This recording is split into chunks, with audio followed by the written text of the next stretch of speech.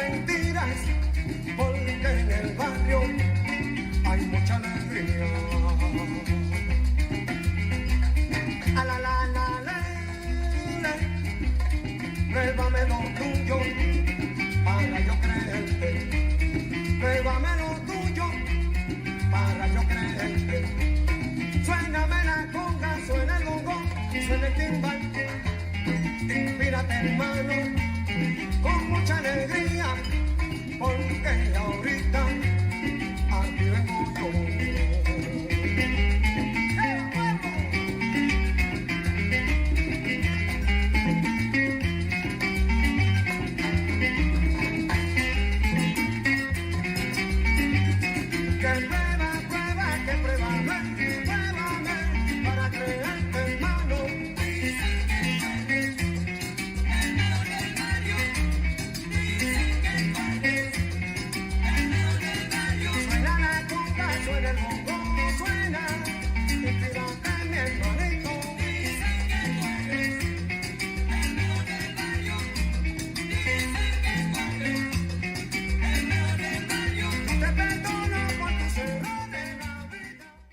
All right, we're live here at 103.5 FM, WNHH, NewHavenIndependent.org. I'm in the studio. This is Keeping It 100 with Jose Candelario, and for those who are out there, I have a very special guest.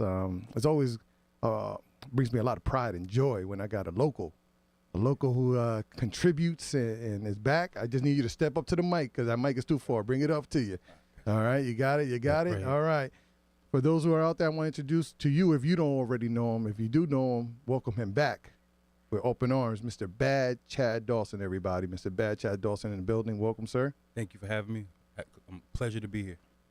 Okay, so everyone knows your story. Yeah. If you don't, you want to share a little bit of, you want to give me a quick wrap up, maybe rap, background. We were talking about, we know that you're, no, I didn't even know. You were from down south originally. Yeah, I was born in South Carolina, Darlington, South Carolina. I moved to New Haven when I was 7 years old. Okay. And started from that. I didn't start boxing until I was about 9 or 10. Oh. But my father was a fighter, so me and my brothers, like, we already had it in us. Like, so my father would work with us already before that. So when we went to a gym, it was like kind of natural that we just fit right in. All right, good. So then you came to New Haven. Came to New Haven. Then you bounced around. You lived all over New Haven. I bounced around. I lived Bill, Hill, Trey, Tribe. I've been to Fairhaven. I graduated from. We're talking about Lincoln Bassett. You went to Lincoln Bassett, right? The first school I attended was Lincoln Bassett, which was I was in my first grade year. Mm-hmm. I went to Lincoln Bassett. We moved, transferred from there. Went to Wexler. Wexler Grant, yeah. Or Wexler back then. It wasn't even Wexler Grant, yeah. Yeah. I went to Wexler. Wexler was Wexler was like, I won't say one of the shakiest times being a new kid, coming from down south. Yeah. Because Wexler, that's when I found out, these kids around here are tough, man. The urban kids, they don't have that southern hospitality. No. But you know what? I picked up on it real quick, though. I started, get that same demeanor. I was in a different environment, and I started to become part of that environment. So I started to make friends. So I went to Wexler. Then I left Wexler. I went to Jackie Robinson. JR, yeah, the old JR, yep. Then I went from JR to Fairhaven Middle School. Oh, man. Then I went from Fairhaven Middle School to Roberto Clemente, where I graduated 8th grade. Oh, okay, yeah. Then I went from there, I went to Hill House. Okay. Then I went to High Leadership. All right. So I bounced around a lot. You bounced around a lot, but does that help you now in life? That having that inconsistency, or do you appreciate your? It helped me. It definitely helped me because me and my brothers. I got 4 other brothers. I got 2 little sisters. Okay. So like, I don't know what it was. Like we was always like, other kids. They always liked us. Like we just fit in. Wherever we went, we just fit right in. Like, we always had friends. So being the fact that I think that we moved around so much, we got to make friends all over. So whenever we did go back to that area, like, oh, what's that? So yeah, like we always made friends, man. I ain't gonna be like, yo, no, we were picked on. No, we were never picked on. We always like regular normal kids. You know what I'm saying? We fit right in with everybody else. That's good. That because these kids bounce around. You know how I know economic status that we have in New Haven, and kids, so that's one less excuse that people can use. Yeah. That if we all go through challenges in our lives, and our parents are trying to do the best they can. Yeah. Sometimes they gotta bounce around, but you're an example of perseverance, and it is helpful. You gotta make it work. Like, yeah. We made it work. Tito Rivera says hello. Oh, hey, what's going on? He said Ring One legend, he says. Yeah. That's where it all started, man. Ring One. Ring One, yeah. Talk a little bit about it. I mean, I'm from the Hill. And so I lived in the Hill too. So we both lived in the Hill. And who took you to Ring One and why? So my father brought me to Ring One. Oh, okay. My father brought me and my two older brothers to Ring One. Wow. I don't know what year it was. A long time ago. Let's not age ourselves. Happy birthday, by the way. I know you're 40. Thank so you. I just turned 40 yesterday. Yeah. So my father. So I'm gonna go back to when I first got to New Haven from down south. So my father would take me to the gym with him when he was still training and still fighting or trying to get fights. Yeah. So he would bring me to the gym with him. I remember the gym was in Waterbury. The boxing gym in Waterbury that he would bring me to, and I think my father kind of knew that I was going to be a fighter. He knew. He would bring me to the gym with him. I would. He Joe Jackson. He knew which one was going to do it. He knew. He was like, "You the one." No. Or your brother was promising too. All my brothers promised. Yeah, all my brothers had potential. They could have easily been just as good as me. Mm-hmm. But as you grow, as a kid, when you start boxing when you're 8 years old, you become a teenager. You got friends, you're getting money, and it's like, okay, I can't have one foot in the ring and the other foot out. You know what I'm saying? Like Brian Clark, shouts out to him. He was tough. He was a tough trainer. He wanted me in the gym all the time, because he saw the potential too. But at the same time, as a teenager, there's things that you want. You want sneakers, you want money, you want girls. Yeah, money, power. You money, power, respect. And I think that's where it went wrong with my not say it went wrong, but with my brothers. Derailed. With my brothers, it was like my brother Jermaine. Like he was nasty. Like he was. My brother Rick was good too. He was real fast hands. And my older brother Dominic, he had one fight. Then after that, he was like, "Nah, this ain't for me." But he still could have. He could have easily kept continue. So it's genetically in your family. Even the girls could go out there probably knock somebody out. They had to. Yeah, I mean, your sisters, I should say, your sister girls. I mean, but Brian Clark. But Brian Clark. He could tell you. Brian Clark could tell you probably everything about me when it comes down me as a fighter. Mm-hmm. He could tell you all my flaws, all my upsides, and things like that. So I mean, but Brian, had it not been for Brian, I mean, I would never have made it to the point where I was able to turn pro and become a professional fighter, because he got me to the point where people started to see my talent, and people started to see what I had to give in the sport. Someone says here, big up to Brain from Ring One. Brain? Yeah, Brian. Clark, Brian. Yeah. Okay, big up to Brian from Ring One. I say Brain. I was like, well, Brian. They wrote it wrong. It's not me. I was like, who's Brain? But so Ring One. But I mean, Brian has touched a lot of lives there in that community. Yeah. So many lives. And, I try to, I tell people all the time, Brian Clark is a father to a lot of kids, in the inner city. That male role model, that father figure. Yep. And he doesn't even. When I first met Brian, I mean, Brian Clark can tell you too. I didn't talk to Brian. I met Brian when I was 8 or 9. I didn't talk to Brian until I was like 13, 14. Wow. I mean, I trained with him every day. And he'll tell you, he didn't understand why I didn't talk to him. In order for him to talk to me, he had to talk through my brothers. Hey, tell Chad this, tell Chad that. But I don't know what it was. I don't know.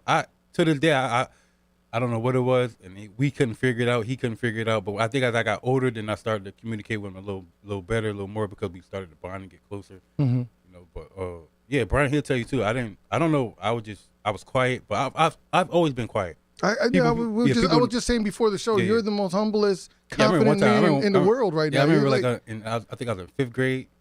I was going to Jackie Robinson, and I didn't talk. Wow. Yeah, and the teacher was worried. They were like, Miss Dawson, I think Chaz should see somebody. Because I didn't talk. I didn't show any emotion and nothing like that. I just. They probably thought you had all kinds of things wrong. Yeah, but I was fine. You know, I was just. You're an introvert. Would you consider yourself an introvert, or just? Nah, I was just. You weren't shy. My mind used to wander. Ah, I mean, okay. like, I was that type of kid. Like, I couldn't. If something I wanted to do, I could focus on that. But if it was like something that just didn't interest me, I would just be like, whatever. Like, just doze off. I mean, but. Just come up to the mic. Come up to the mic. Yeah. There you go. Okay, I can hear you the bass now. I got bass in that voice. So school wise, you know, did you do good? Did you do okay? Boxing help? Boxing. As far as school, like, I'm gonna be honest. Be honest. Be honest. Look, keep it 100. I turned 40 yesterday, man. Look, I think it's about time. You know, so I'll start to tell people like about myself and where I come from. So like in school, I wasn't the best student. Like I was Chad. You know what I'm saying? Like I said, people like me. I never had any problems with anybody. People like I got along with everybody, but it was just like I wasn't. It was I couldn't stay focused. That's fine. That's like fine. My mind was always like thinking about other stuff. I don't know if it was like other things that were going on like outside of school, but my mind was like just never.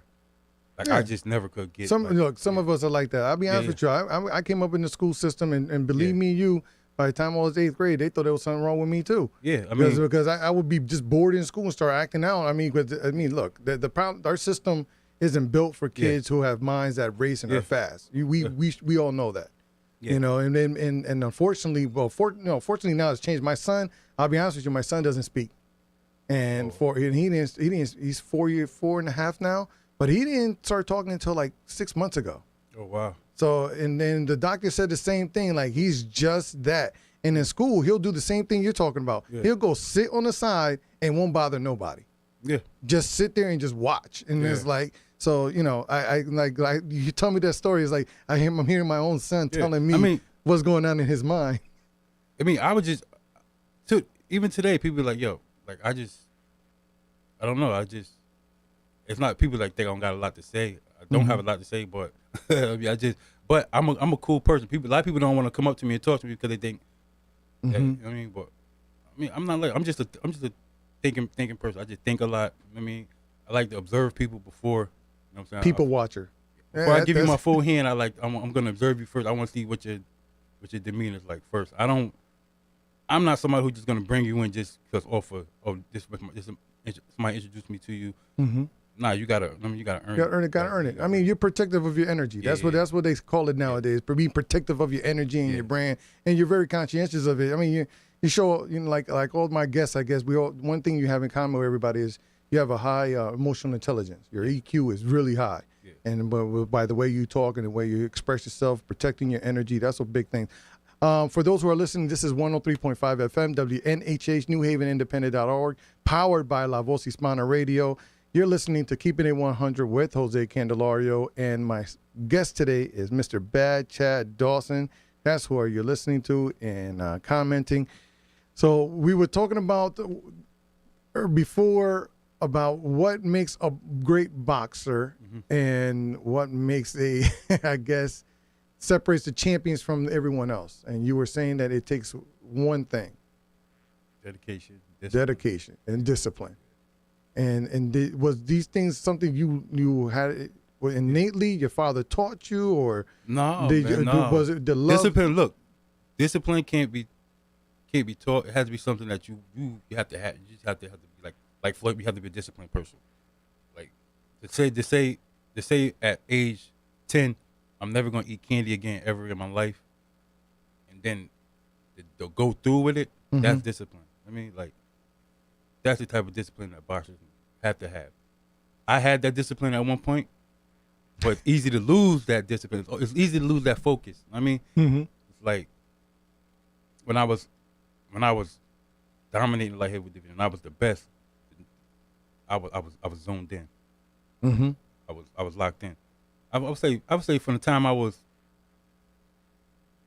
20, 21, when I'm 20 until I was about 28 is when I was like locked in. Mm-hmm. Like, but then after that, I started to lose focus. Different things started happening in my life. Yeah, talk about it. I mean, look, you're an example right now for this community. So I mean, we being honest. So you did get to a rough patch when you were around 28. Got a little derailed. See, I'm not totally familiar because I mean, I follow you, but I'm not. But I know that at one time you were dealing with marijuana or something to that effect because you know, those antiquated ideologies. That was that around that same time that 28? No, that was actually at a very young stage in my career. Okay. So that has nothing to do. When that happened, I was 19, 20. That was early. 19, 20 years old. So what derailed you? What derailed you in your 28 then? What got to you? I mean, you by then you were big time. I mean, by the time you're 28, you're on top of the world. Yeah, I mean, having money. You have money. You had the abs. Yeah. I mean, your physique was amazing. I mean, you could have knocked out Rocky if you could. You had to fight him. Yeah. I mean, I'm from my observation of what, like, I'm 40 now, right? So we're different. I've had time to, over the last 5, 6 years, even 8 years, I had time to sit back and think about my whole career, and so I know the things I did wrong. I know the things I did right. I know the things I could have done. But it's like different things come into your life. Different people come into your life, and it's like you gotta know how to handle all that, right? You got money, you got cars, you got friends. Everybody wants to be your friend. Right? Sometimes you can lose yourself, and I think caught up in all that, like the money coming in, and I think I kind of like it became a point where, all right, I'm gonna throw this in there too. I'm gonna throw the as me fighting too, right? So I'm taking, I'm fighting, making money, but people don't think about.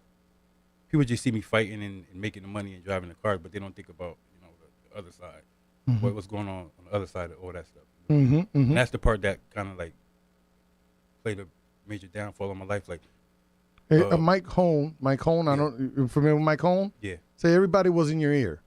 Yeah. You had a lot of people in your ear, and in that stage, I mean, the truth is that there's no really like education system on how to handle success. I'm gonna make it short. Go ahead. So this is at the time. It was the one point in my career where I was considered the best light heavyweight in the world, hands down.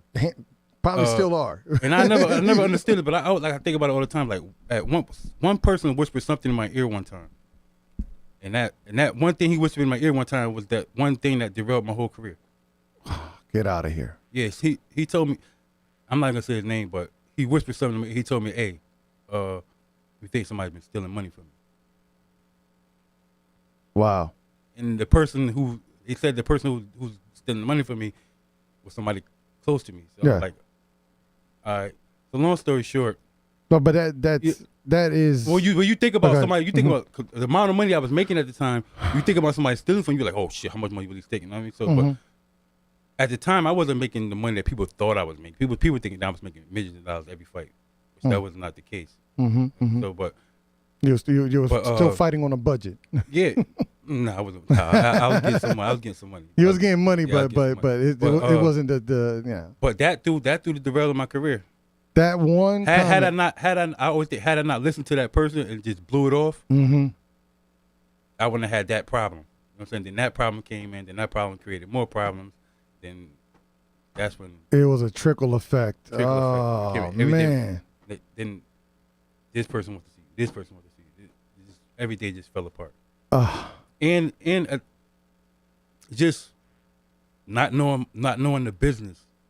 Yeah. I'm saying, I was young. You know what I'm saying? I was 23 years old. There's very few people that ever achieve your level of success. I mean, if you look at it, so look, you 23 years old, right? You 23 years old. You cashing $600, $800 checks. Come on, come on. Don't get me wrong. Look. So this is everything I'm telling you is just. I'm saying, I just want to let everybody know who I am.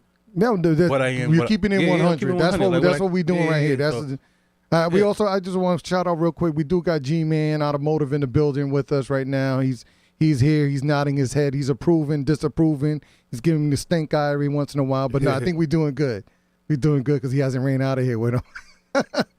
But I want to go through a few comments. So Mike Hone again chimes in and says you should have stayed with Floyd Mayweather because I guess that's one of your. It's okay. We can answer that. I'm going to go through another one. Then you can answer these. Right. You can answer everybody. Lisa Anderson says people always throwing negative thoughts at you, and planting those negative seeds. You know what I'm saying? So she's on your side about that. You got to be very aware of that. So you want to deal with what Mike said? Yeah, Mayweather. Yeah, the Mayweather thing. I mean, no, don't get me wrong. Mayweather's a great trainer, but when you got a trainer and a fighter, they have to click. I mean, we didn't click. No, we didn't. It was not. I'm not throwing any shade, any rocks at him, nothing. But his style of training wasn't my style of training. Like how he trained fighters was not how I would want to be trained. Okay, and that's where kind of I think we're the disconnect. Yeah, it wasn't even. But not even a disconnect. It wasn't even a disconnect. It was just like okay. I'm gonna go my way and you just go your way. But when I said I'm gonna go my way and you go your way, he didn't like that. So wow. Long story short. I mean, I love the time I got to spend with him, which was 2 fights I worked with him. Okay. I did learn some things from him. Yeah. But he just wasn't the right trainer for me. Okay. All right. I got great trainer. Like I said, great trainer, but he just wasn't the right guy. I got Chris Rader. Okay, so these are people here. I'm going to try to read what he says. He said, you was the man. Too bad New Haven ain't give you the proper parades and backing. You was the best in the world. You was bigger than the Yukon Huskies at the time, and the state owes you a debt of gratitude. Yeah, so. I appreciate that. I appreciate it. Well, hopefully in due time. I mean, hopefully, but look, I'm at another stage in my life right now, and like all I'm looking forward to right now is like watching my kids grow and watch them become successful at whatever they're gonna do, and waiting on my call for the Hall of Fame. That's it. There you go. So as long as I get in the Hall of Fame out. that's it. Hall of Fame is one of your last achievements, crowning achievements for your career. Yep. And maybe one more win. Can we get one more win in the ring? Maybe a couple more. Couple more. Yeah. Okay. All right. Couple more. All right. You love boxing. You were trying to do this MMA thing, but it's boxing. I know in your heart, boxing is. Boxing. I could just tell talking to you like boxing is you. Yeah, boxing is my life, but it comes at one time I didn't want nothing to do with boxing. And this is like I'm talking about like 5 years ago. But you know what I'm saying? Like you can't lose the passion for something you love so much because of one negative thing. So I got 3 kids that box. You know what I'm saying? And the toughest thing for me, I tell people all the time, man, the toughest thing for me is to have to train my kids to teach them how to fight, and have to put them in there because I'm not gonna be in there with them to fight. And they fighting on their own. But that's it's tough. But my family, we're a boxing family. We sit down and watch fights as a family, and I'm honored, to be able to have something to pass on. That you got a legacy. Generation. You got a great legacy. And I mean, hopefully, because my sons, they'll have kids soon, and they'll sit down with their kids and watch fights, and and it'll be something that we'll be a boxing family. Just keep it going. And that's beautiful. And the beautiful thing is that you already had the experience. You've been at that level, so you can help guide people now. You can help younger guys navigate, young boxers from the area that. Because navigating the system and navigating having money, especially when we come from where we from, that's when we first boxing is a whole different type of sport, right? Because at the end of the day, you can have your entourage, in the gym with you. You got your trainer, everybody in the gym with you. They can do everything with you. But once you get in that ring, nobody save you. It's just you and that guy, right? Like, you do everything with somebody, right? You training for the fight. You got your crew with you, everybody with you. When them lights come on, you in that ring, it's just you. There's just you one-on-one. One-on-one. Real quick, I'm Nobody gonna can say save you. Lisa Anderson says thank you. You know, that's what I'm talking about. Hall of Fame. People, you got votes from the people. The people say you are a Hall of Famer. Carl Rader says I love box. He says I wish you could have talked a little more ish. That ish talk is worth millions in boxing. Yeah, look, I mean, that's what I'm saying. You are a humble dude. People say that all the time. Look, if I came out of my character and started being a loud mouth, that would be being fake. Like people know that's not being me. you. Not yeah. me, no. And people all through my career, people say, "Yo, you gotta talk. You gotta call this guy. You gotta." I just wasn't. I wasn't that type of guy. I'm not allowed.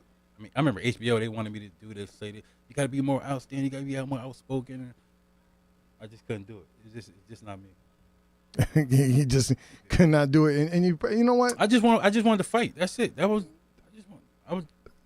I could fight. Just let me fight. That's it. Just get you in the ring. Yeah, get you in the ring.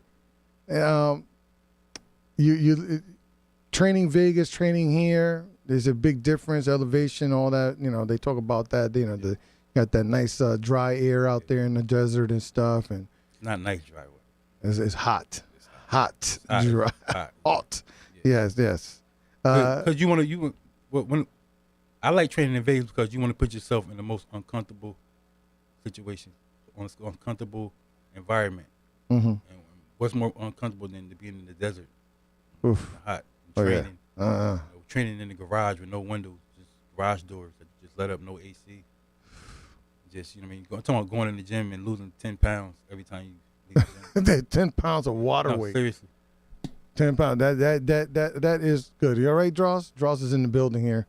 Dross says that I'm too handsome. Thank you, Dross. Say I got too much headroom there.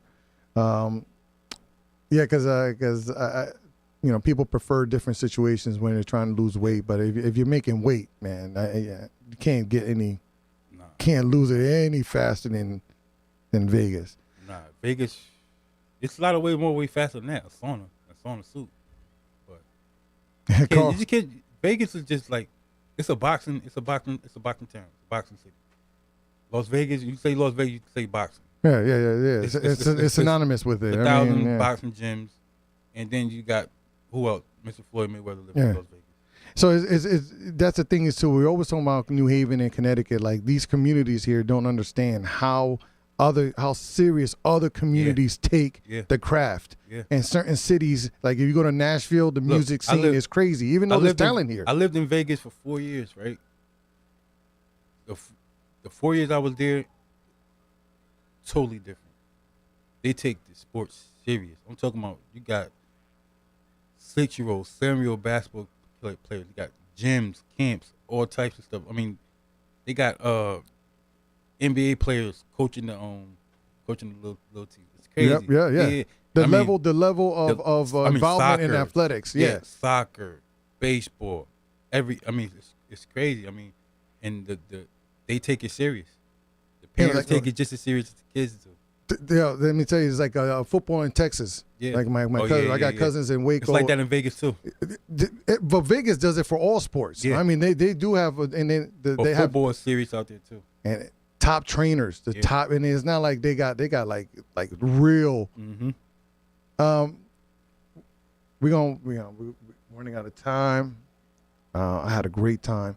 Oh, I had a great time. It's fun. Yeah. I appreciate you. I'm a loss for words. You know what I'm saying? This is one of my, even though you're younger than me, I still consider you a role model. I look up to you.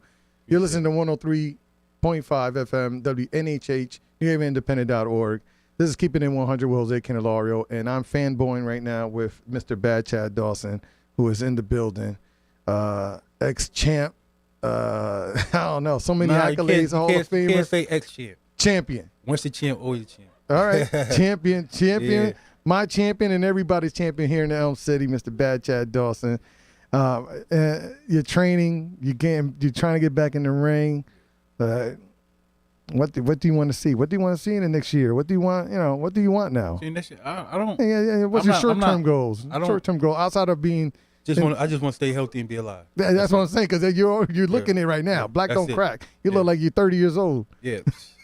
Hey, it's a privilege and honor to even still be here, be able to talk, be able to use my voice. You know what I mean? Mm-hmm. And try to still be able to make a difference. That's it. You understand? But I'm reading Carl Raiders real quick. Mike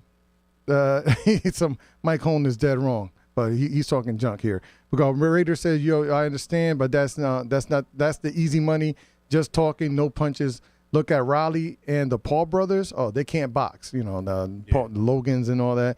But they Hall of Fame BS talkers and making more than the boxers. Yeah, they make more than boxers. These Paul Logans. Boxing's right now. Boxing's all about popularity.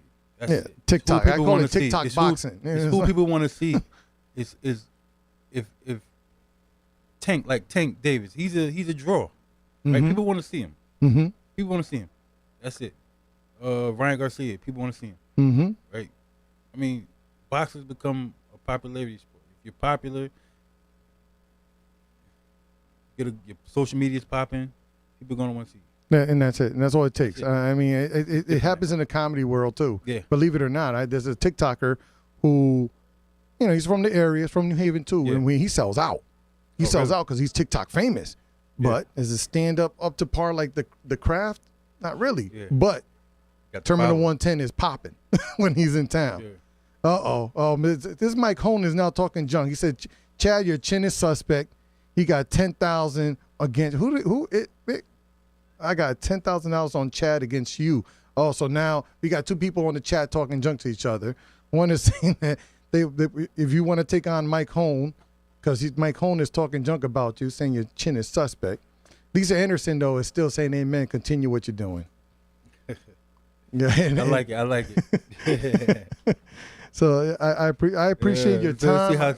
Tell him to come check me. See how his chin hold up. Mike, that chin down. Mike put Holm, money when I break that chin down. Mike Holm, you've been called out, and we got the field house. Tell him to meet me at the gym.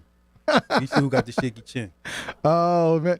So you are training in the area again, right? You're in the gym. Mm-hmm. Are you with Steve Orozco? I saw you were with him working out on this video. Right now I'm just staying in shape. Just staying in shape. Okay, but you're in the gym locally and stuff. Yeah. And are you working with anyone younger? Are you training? Are you mentoring yet? I work with a few kids. Mostly. I stay in the gym. Like I know that. I'm working with any kids. Or I'm training my sons or something like that. But other than that, I'm put my road work in the morning. I just want to stay healthy, man. That's it. Stay healthy. At our age, those are the things that you get. Yeah, because I was going to ask, man. Boxing. Boxing. This is years of doing the same thing over and over again. That's what I was going to ask you. Is the arthritis settling in yet? Because I can't. It takes me like half an hour to get out of bed. No, I'm up every morning 6 o'clock. Every morning. Wow. I'm in the bed by 10. Man, you get your Z's and everything, man. Yeah, like clockwork. Yeah. And man, let me tell you, all that. You say you don't have that discipline, but trust me, you still do, and you're gonna live a long and healthy life. Yeah. Hopefully, I'm praying. Nah, you're gonna do it. You're gonna do it. We're listening. This is 103.5 FM, WNHH, New Haven Independent Radio, powered by La Voz Hispana. You're listening to Keeping It 100 with Jose Candelario. I don't know how many times I'm gonna say it, man. It's an honor and a pleasure to be with the champion, Bad Chad Dawson. Anything you want to say before we part? You got the mic. No. Just thank you everybody for being a fan, watching me over the years. It was a privilege for me to be able to put on a show for you guys and show you guys the bigger and better things coming out of Connecticut, out of New Haven, and I'm looking forward to seeing who's the next one to come out and do it. All right. Well, I thank you for your time. Thank you for being a positive figure in our community. Thank you for taking the time to come out here and start talking about your situation, your life, your story before the book comes out. Yeah. Before the movie come out. Before the movie comes out, a Spike Lee joint, the Bad Chad Dawson story. You never know. Yeah. You never know in Speak it into life. existence, man. Hey, Just talk about what happened. Thank you very much, and thank you, G-Man, for making this happen. I appreciate Steve Orozco, everybody who took part in making this conversation happen. You know, it's a collaboration. People don't know behind the scenes. People got to talk to people, network. These kids don't even know how to do that Yeah, anymore. because otherwise you wouldn't have been able to get to me. No, it's hard. It's hard. No, you are a protective dude, and I respect that. But I always knew that about you. That's why when I talked to Steve, I was like, can you mention it to him? Yeah. Because I already knew who you are. I was like, because when I did the documentary on you like 20 years ago, you didn't talk to me either for the whole day. 20 years ago, yeah. Yeah, and I followed you all day, and you didn't say one word. You didn't even look at the camera. You wasn't. We was in North Haven. Powerhouse. Yeah. You was training there. You got ready for your fight. You went. You had your hands. You had a good tape man. I remember that night. Your tape man was bad. He was had your gloves ready. Yeah. Always a pleasure, man. Look at that. 20 years and then 20 years we're gonna do this again. Yeah. That one will be at the Schubert for the book signing. Yeah. With that said, I'm Jose Candelario. This Keeping It 100. That was Bad Chad Dawson, G-Man in the building. Thanks for having me. Thanks, Harry Dross. I'm gonna start playing this music, Dross. Solo mentiras, porque en el barrio hay mucha alegría.